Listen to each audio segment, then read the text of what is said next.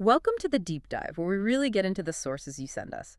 Today, we're tackling something called equine neutropenia. Now, it sounds pretty technical, I know, It does sound a bit complex, yeah. but it's absolutely key to understanding horse health. You've given us some fantastic detailed material, and well, our mission here is to unpack it, cut through the jargon, and figure out what this condition really means. And it's definitely a critical topic. At its core, neutropenia means there's a serious issue with the horse's immune system. It's like a major shortage of their first responder cells, the ones that fight off infections. The front line, basically. Exactly. Yeah. Understanding this isn't just, for vets. It helps anyone involved with horses appreciate just how complex and, frankly, amazing their internal systems are. Okay, so let's dive in. First things first. What is equine neutropenia, really? Right. So the sources define it pretty clearly. It's when a horse has a really low number of specific white blood cells, called neutrophils, in their blood. And neutrophils are super common in horses, right? Like the main type of white blood cell. They are, yeah. They're the most predominant type. So when their count drops below the lab's reference range, usually that's less than about 2.5 billion cells per liter. That's neutropenia. 2.5 billion, okay. And it gets really serious if the count falls below 0.5 billion. That's 500 million cells per liter. At that point, the horse is just incredibly susceptible to bacterial infections. Wow, that low. Yeah. And it's not just the low number. Often you'll see other signs in the blood work, like changes in the cells themselves, what vets call a left shift or toxic change. We can probably get into what those mean later. Okay, so maybe before we get into what goes wrong, how are these cells supposed to work? What's their normal life like? That's a great question, because understanding the normal helps understand the abnormal. So neutrophils are made constantly in the bone marrow. It's a process called granulopoiesis. Think of it like a factory. Okay. And there's this thing called GCSF that sort of tells the factory how fast to run. Normally, it takes about 6 days for a neutrophil to mature in the marrow before it's released. 6 days in the factory. Roughly, yeah.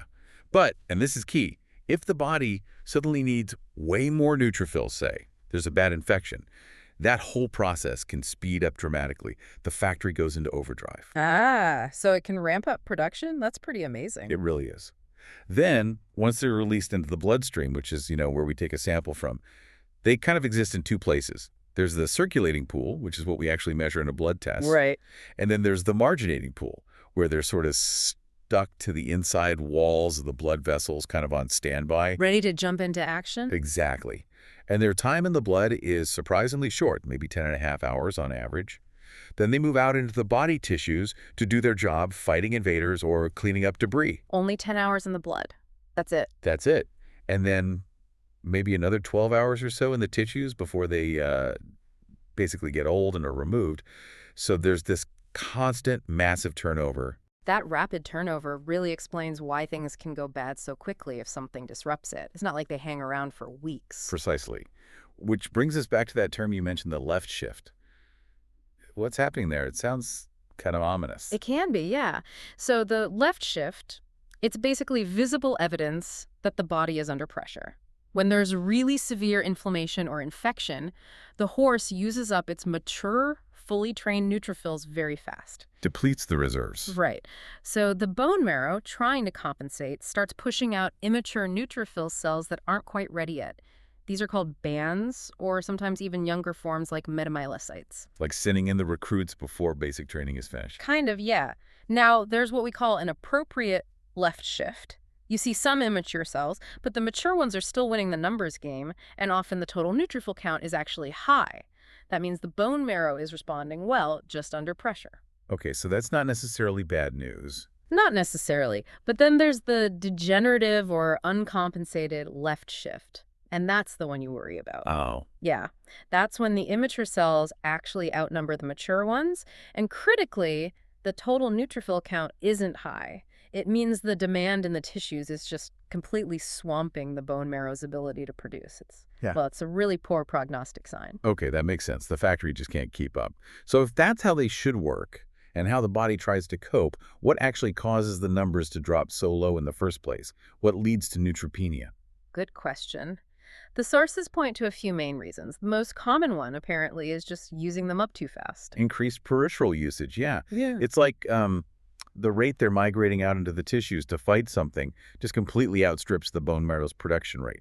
The storage pool gets drained. So the immune system is just spending neutrophils like crazy. Exactly. You see this a lot with really bad bacterial infections, sepsis, systemic infection, or something called endotoxemia, which often happens with severe gut problems.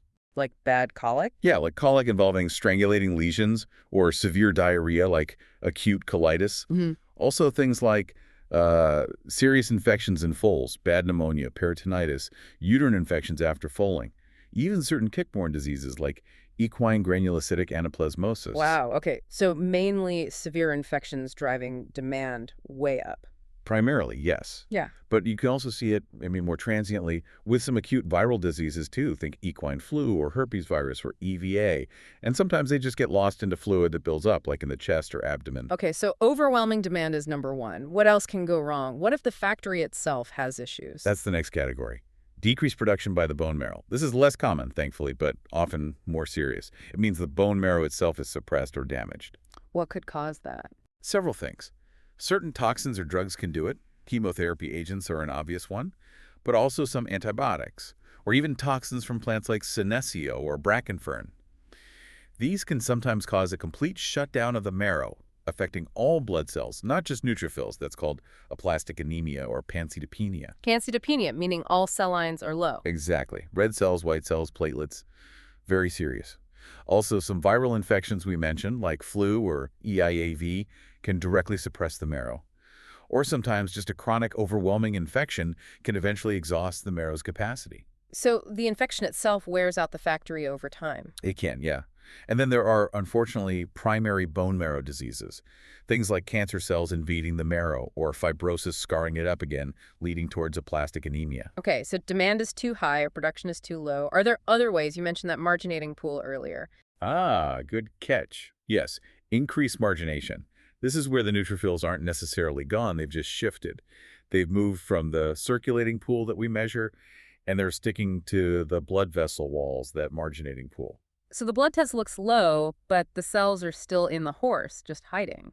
In a manner of speaking, yes. The total body pool might be normal, but the sample we draw shows neutropenia. This happens quite a bit with acute gut diseases or peritonitis, often linked to that endotoxemia we talked about. Interesting. So that's a third mechanism. Is there anything else? One more main category is reduced survival or even immune-mediated destruction. Basically, the neutrophils are being destroyed faster than normal, sometimes even attacked by the horse's own immune system. A classic example is a condition in foals called alloimmune neonatal neutropenia, where antibodies from the mare attack the foal's neutrophils. Wow. Okay, so multiple pathways leading to the same problem. This really raises a crucial question. What signs should people look out for? If you suspect this might be happening with a horse, what would you see? That's tricky because the signs often reflect the underlying disease causing the neutropenia, But generally, you'll likely see signs of infection, either localized somewhere or systemic. Things like a fever, the horse being off its food, lethargic, Yeah, just just not right. general signs of being sick. Pretty much. The horse's history is super important here. Has it had colic recently? Diarrhea? Did the mare just foal and maybe have a uterine infection that points towards endotoxemia? Right. Has it traveled recently? That might make you think about pleural pneumonia or shipping fever. If the signs are more chronic, ongoing lethargy, weight loss, maybe not performing well, that could suggest a broader bone marrow issue, that pancytopenia. And for foals? For foals, you'd be particularly concerned if it was born early or if there was a known problem with it getting enough colostrum, that's failure of passive transfer of immunity, or FTPI. They're already vulnerable. Makes sense. And what about during a vet's physical exam? What might they pick up on? Well, they might see signs of that systemic inflammation or SIRS linked to endotoxemia. Things like really congested or even bluish gums, a heart rate that's way too fast, rapid breathing, maybe a fever, or sometimes, ironically, a low body temperature in severe shock. Low temperature can be bad, too. Yeah, very bad in shocky states. And if it is that broader pancytopenia picture, the vet might notice pale gums from anemia, tiny little pinpoint bruises called petechiae, maybe nosebleeds, bleeding from other areas, blood in the manure, or even just wounds that bleed for too long. Okay, those are definitely some serious red flags. So if you see these signs, the vet suspects neutropenia. How do they actually confirm it and then figure out why it's happening? What's the diagnostic process? The absolute key test is the complete blood count, the CBC. That's what gives you the hard number, the absolute neutrophil count. That confirms the what? Exactly. And it also shows you those really important clues. Mhm. Is there a degenerative left shift? Are there toxic changes in the neutrophils? Those tell you about severity and stress on the system. The CBC also looks at all the other blood cells, red cells, other white cells, platelets to see if it's just neutrophils or that bigger pancytopenia picture. Are there other blood tests that help? Yeah, vets often run tests for inflammation markers like fibrinogen or serum amyloid ASAA. These shoot up with significant inflammation or infection, giving more context. Okay, so the CBC confirms it, but you still need to find the cause, right? That seems like the real challenge. That's the detective work, absolutely. First, rule out simple stuff like lab errors or a badly handled sample, though that's less common. Then it's back to basics. A really thorough history and physical exam are crucial. Digging for clues. You got it.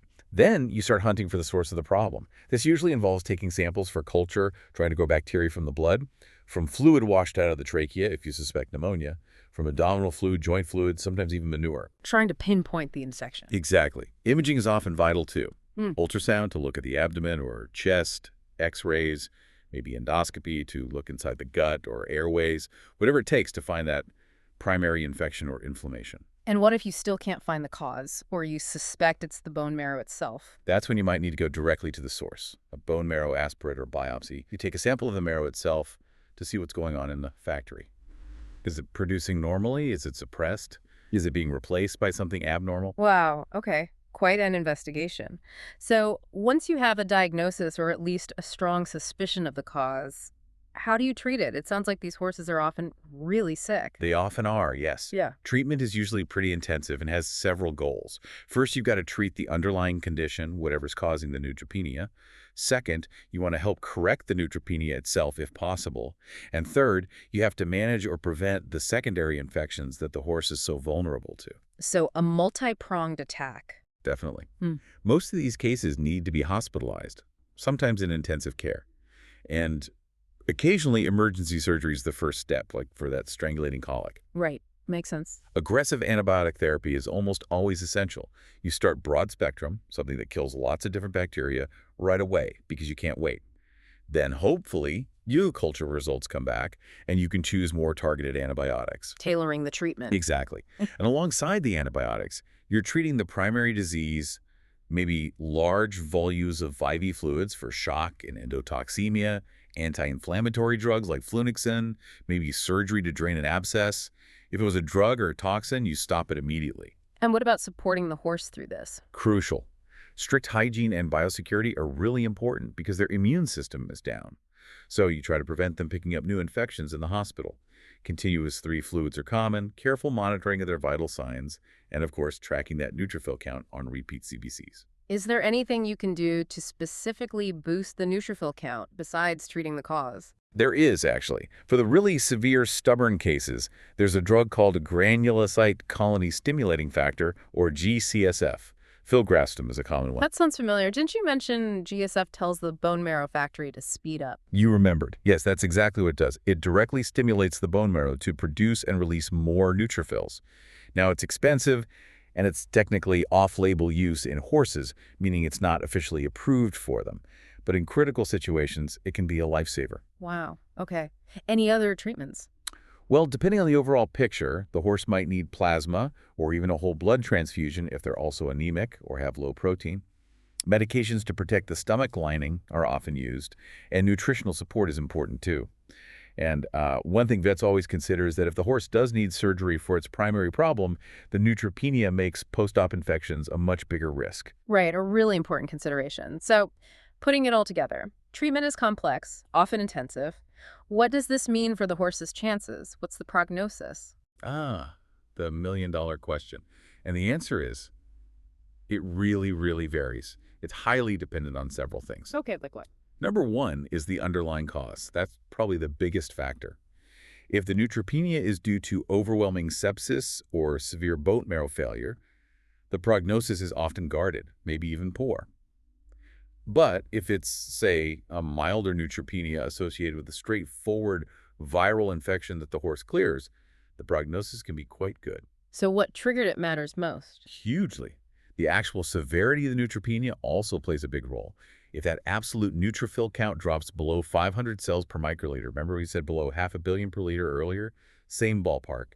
The risk of serious secondary infections just skyrockets, making the prognosis worse. The lower the number, the higher the risk. Generally, yes. Also, the presence of other clinical signs matters. Is the horse still febrile? Does it have signs of sepsis? Are there complications already developing? Those tend to worsen the outlook. And, like with most things in medicine, how quickly it was diagnosed and treated and how well the horse responds initially are key. Are there specific signs in the blood work that are really bad news? Yes. That degenerative left shift we talked about, where immature cells outnumber mature ones without a high total count, that's a poor prognostic indicator. Severe toxic changes in the neutrophils are also worrying. Very low counts in young septic foals are often bad news too. And those primary bone marrow cancers or aplastic conditions, sadly, they often carry a hopeless prognosis. Okay. And on the flip side, what are good signs? The best sign is seeing that neutrophil counts start to rise back towards normal and seeing those immature band cells and the toxic changes disappear from the blood work. That tells you the horse is turning the corner, the bone marrow is catching up, and the underlying issue is resolving.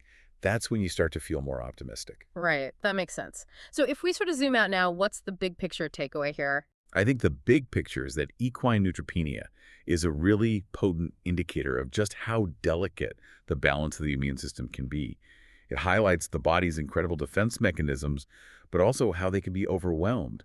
It really drives home that finding significant neutropenia isn't just an interesting lab result.